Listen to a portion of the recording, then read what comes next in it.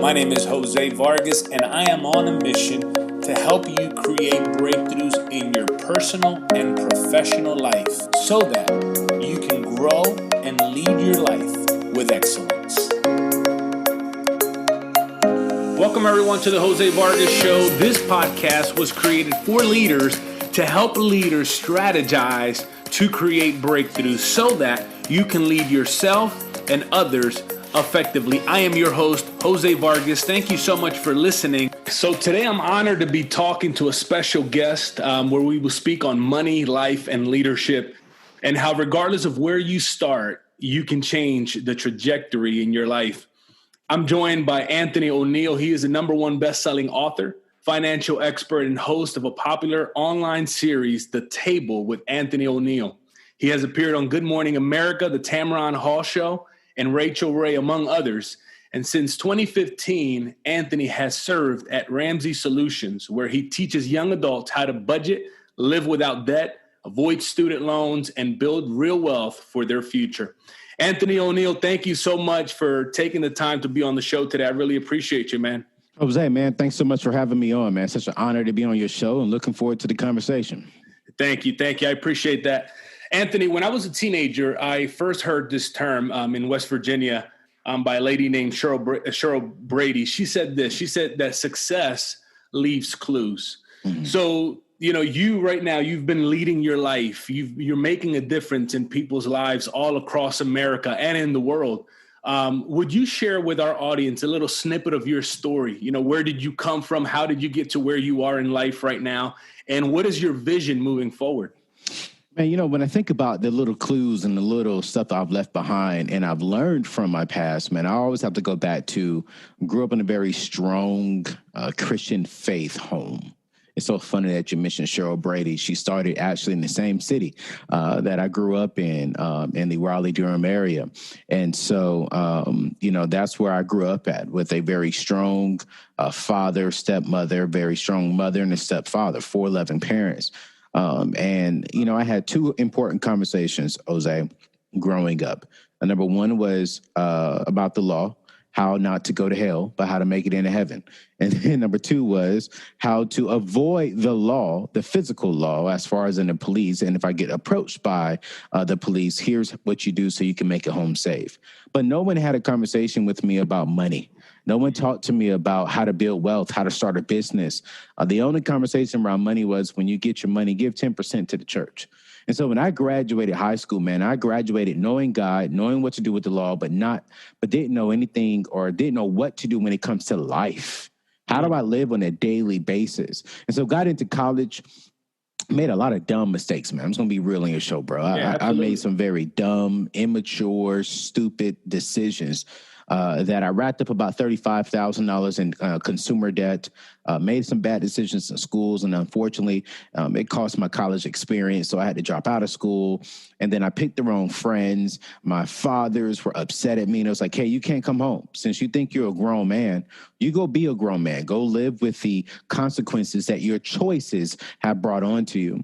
And so, with all the pride inside of me, I didn't try to make it right with my parents because I thought I had friends. I thought I had people who loved me, but come to find out I didn't. I had people who liked me when I was on the top, but when I was on the bottom, no one wanted to be there for me.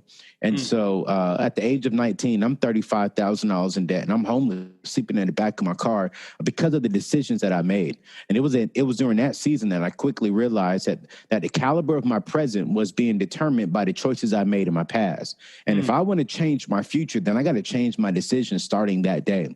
And so I tell everyone this, that the caliber of your future will be determined by the choices you made today. That's and so also good. The caliber of your future, the quality of your future is also determined by the quality of the relationships you have connected to you. And so today, at the age of 36, turning 37 this year, brother, I'm so grateful for another year, hopefully if I make it, that I'm 100% debt free.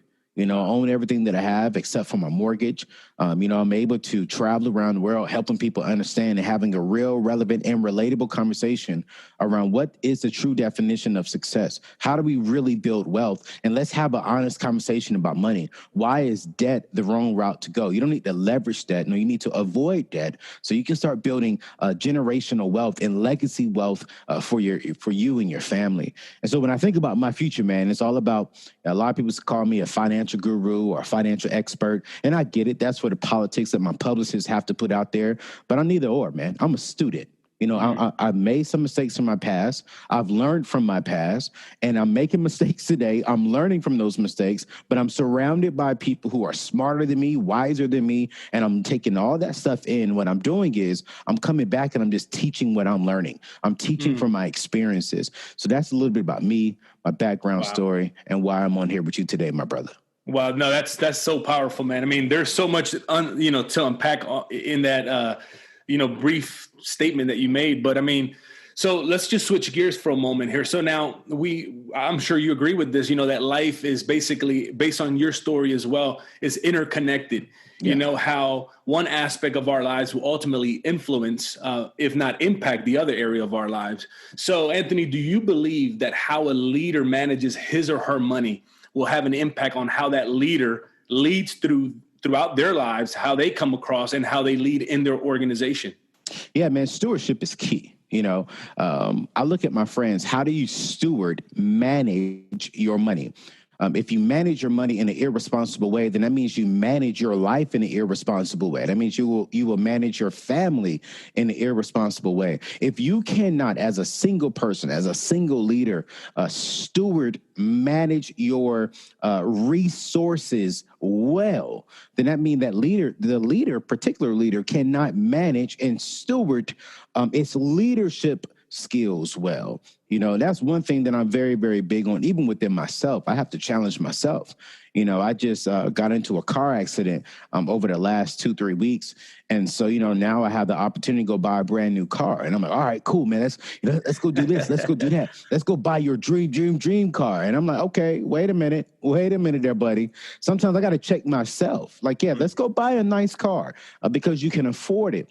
But let's not go into your emergency funds so you could be driving a real nice car. No. I have to challenge myself when it comes to stewardship because if I can't steward myself well, then I'm not going to be stewarding a family well. I'm not going to steward relationships well. I'm not going to steward my responsibilities well because I firmly believe to whom much is given, much is required. And if you want more, then you have to be good with the little that you have. When we can be good stewards and manage the little that we have now, whether that's $40,000 a year, $50,000 a year, or $500,000 a year, whatever that number is, you have to manage that well. So that way, when you are blessed with more, when you do come into more, you're not blown away and you're not stewarding it off, but you can steward it well. That's so good. Yes. So a person listening to you right now, they're agreeing, they're saying, yeah, Anthony, but I'm making this amount of money. I'm making, like you said, I'm making $40,000, $50,000, $60,000 a year, or I'm making $60,000 in my company or my business. Yeah. So what can that leader begin to do today to begin to make those changes in their life or organization?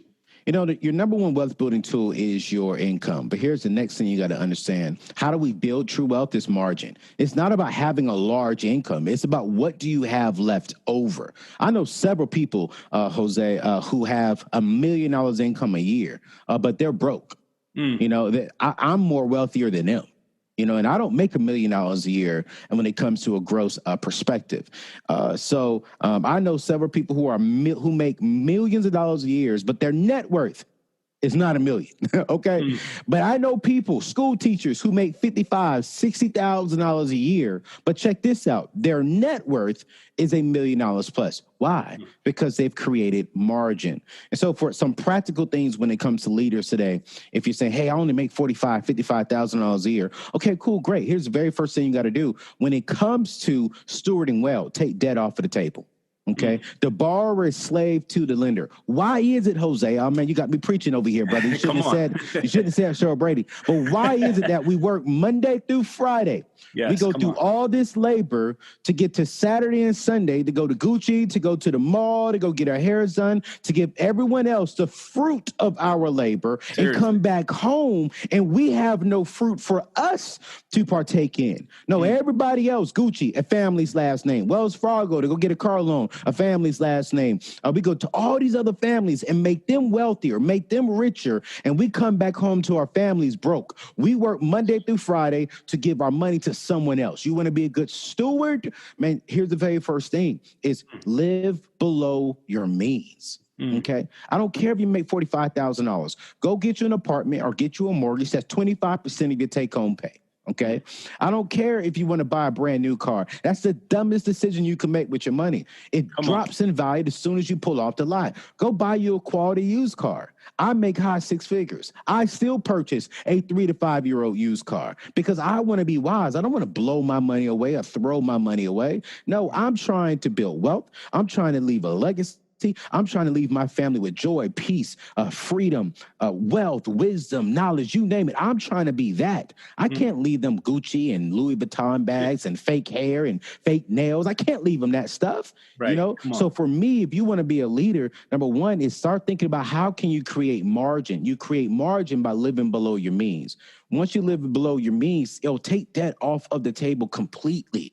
And really start, investing into your 401ks, investing into a Roth IRAs, start looking into some real estate, into some property that you can purchase and flip for your family and hold for your family. But you got me going on a rant. I'm going to shut up. That's great, man. Keep going. Yeah. But I mean, when I hear that complaint all the time, like, I don't have the money to build wealth. Yes, you do. Yeah. One of my good friends, fellow comrades here, Chris Hogan wrote a book called Everyday Millionaire, and he talks about and he interviews all these people who have built a net worth of $1 million plus. The top three, Jose, I'm going to say this one more time. The top three are not your doctors, they're not your lawyers, they're not your celebrities. No, the top three everyday millionaires are teachers, accountants, and firemen.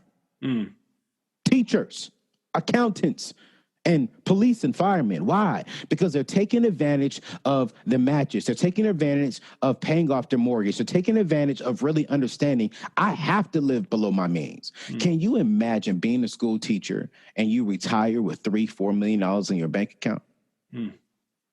Check this out.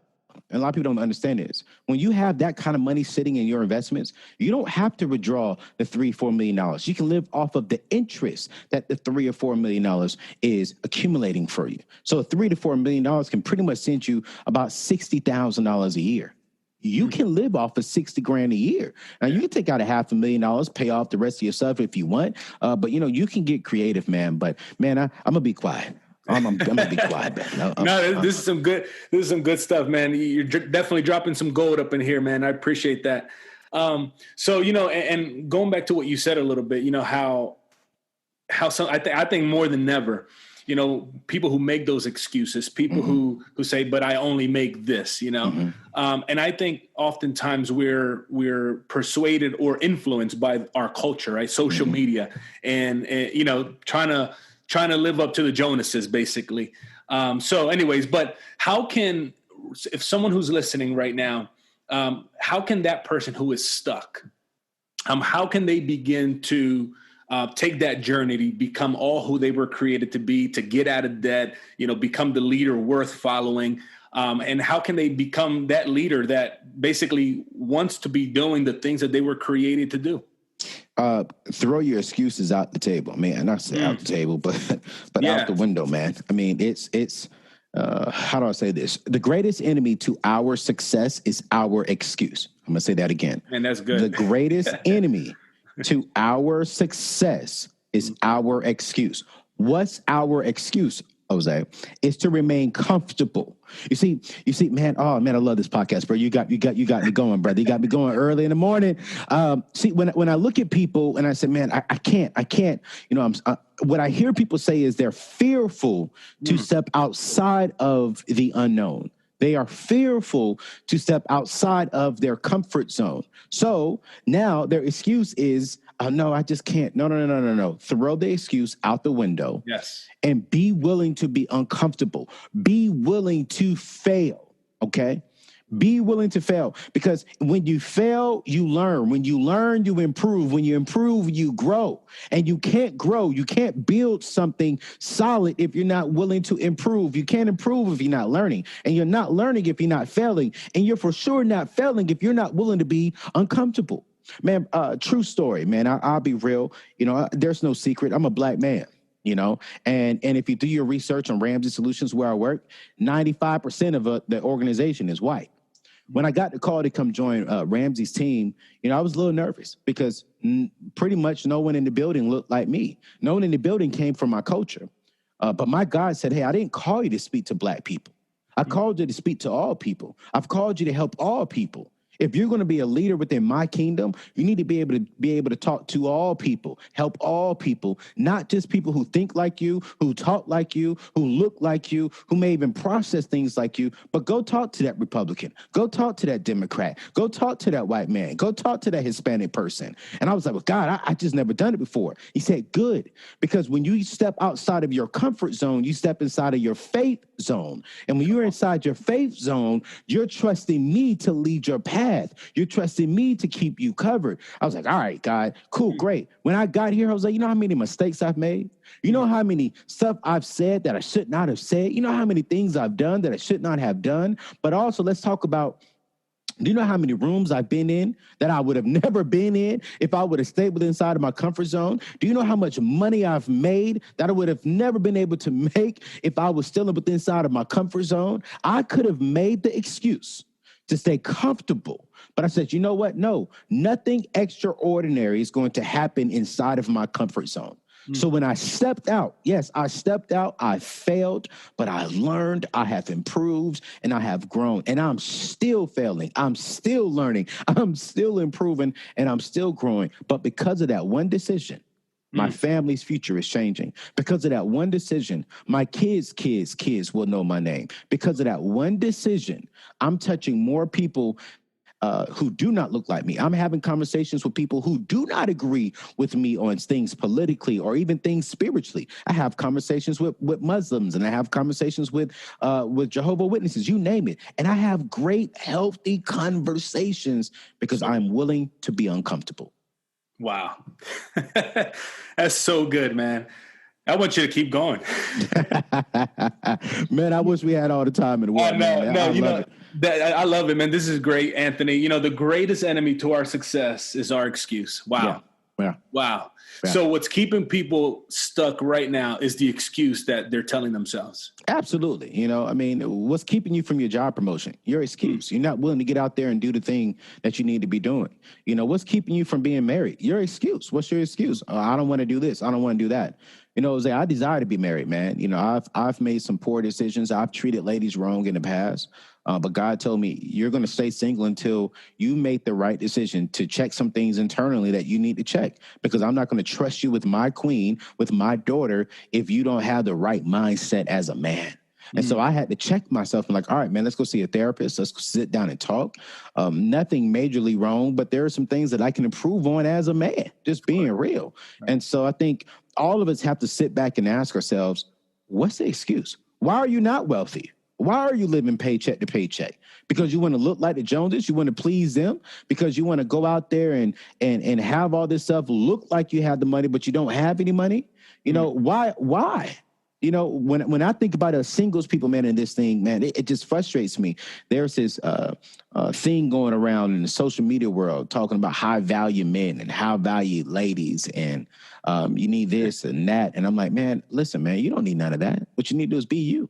That's right. So people make excuses. Well, I need to be this. No. You need to be you. When you are you, that's when you are in position to really receive everything that you should be receiving, and you are in position to do everything that you are doing. Stop making excuses. Live your life. Go at it hard. Have a grind. Be intentional. Be determined, and you will be successful. Anthony, where can listeners connect with you? Man, you can go to anthonyoneal.com for everything. You'll be able to see one of my most popular things I'm doing right now is called The Table with Anthony ONeal. That's my YouTube show and podcast. It's the exact same thing. So however you want to consume the content, you can download it on podcast or you can go over and watch it on YouTube. The energy is crazy on YouTube. I ain't gonna lie to you because some of my facial expressions and me running around the table and me eating licorice and stuff like that is on YouTube. But I totally understand that people would enjoy listening to it, in the car or while they're running or while they're working out. So you can go there. And also you can check out not the podcast, but the website for all my social media stuff. I'm on your Instagrams, Facebooks, your Twitters, and the latest and greatest thing, which is pretty hot right now, Clubhouse. So just really go to anthonyoneal.com. You find all my information there and just connect with me, man. We're having a real, relevant, and relatable conversation. You may hear some things that you don't agree with. I'm not that polished guy. My grammar's going to be off, but my heart is to be real and transparent about where I'm at. I'm 36 years old. I'm not Dave. I'm not a multimillionaire. I'm not in my 60s. I'm not rich. No, I'm a young man building my wealth, making some mistakes, learning, and you're going to get the real, relevant, and relatable content from me around money, relationships, and success. Man, that's so good.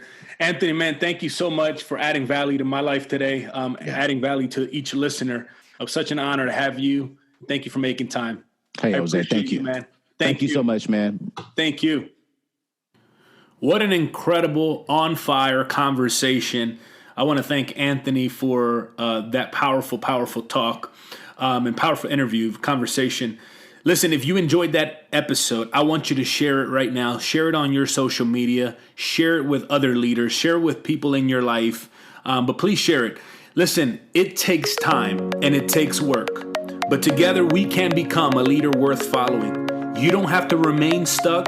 You don't have to put up a front. But you can take actionable, practical steps to get breakthroughs and not just accept your life, but lead your life towards excellence and towards impact. Because isn't that what we want? We want to have impact in this world, and we want to impact the people in our lives. I want to thank you for joining me again. Please share it on social media. That's how we keep the message going, and I'll see you soon.